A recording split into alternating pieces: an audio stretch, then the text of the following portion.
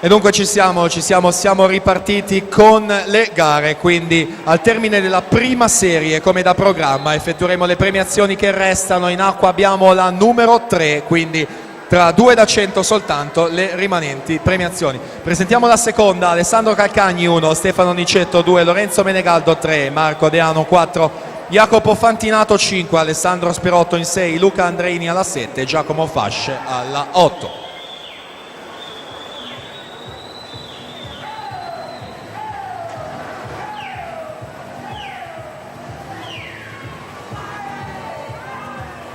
Intanto Edoardo Canova, Padova Nuoto, per ritirare il tesserino in postazione. Edoardo Canova, Padova Nuoto.